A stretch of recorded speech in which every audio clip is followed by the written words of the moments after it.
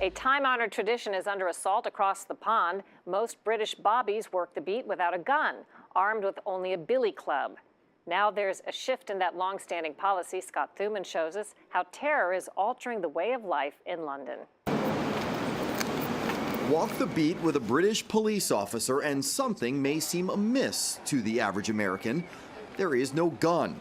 In fact, you'd be hard-pressed to find a so-called bobby who does carry a firearm, unless you're gawking through the gates of Parliament or outside the Prime Minister's residence.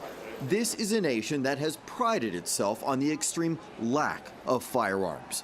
But change is in the air. Very recently, the government decided tackling terrorism meant gearing up, adding 600 high-profile, highly armed special officers to ensure the public they're adequately protected.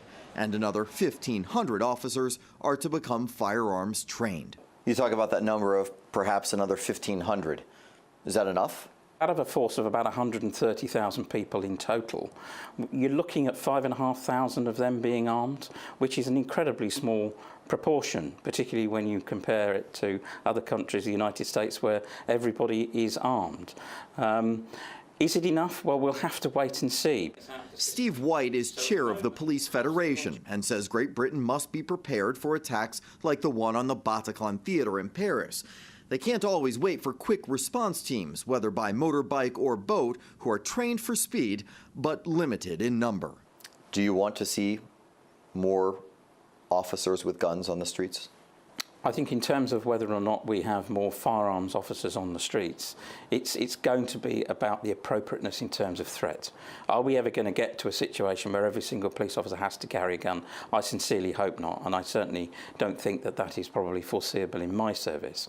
White says it will be a lengthy process, taking at least 2 years to train more than 1,000 officers to use lethal measures in a country where the concept has been so foreign for so long.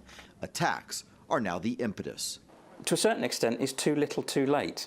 You know, in terms of increasing our firearms capability, yes, of course we support that. But we would have to say, well, we did tell you so. We told you 3, 4, 5 years ago that this was going to happen, and no one was listening. It's good that people are listening now, that the government is listening. Why weren't they listening before? You'd have to ask them that. We can only present the argument in so many ways.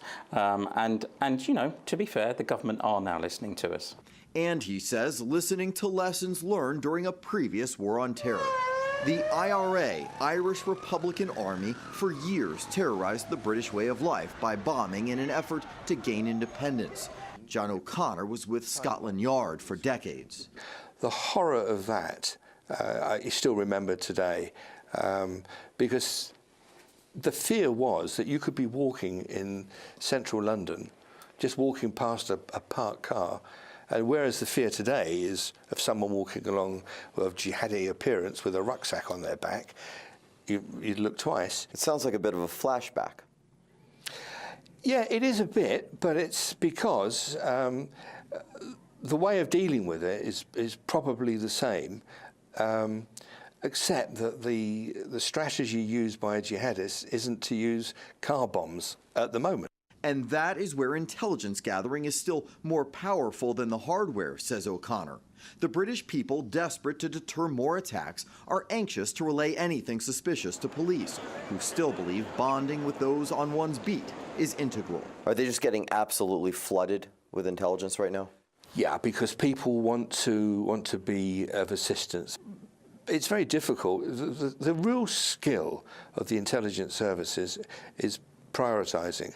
And I think they've been doing that very successfully. We don't always hear about the successes that they have, but I think the absence of major terrorist successes in this country since 7/7, is testament to that.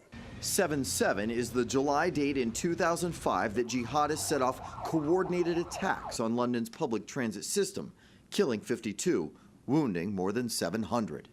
Supporting that argument for increased security is the last annual tally of figures showing 255 terror-related arrests and at least 7 major plots foiled, which is reflected in the country's current threat level status of severe, meaning an attack is likely.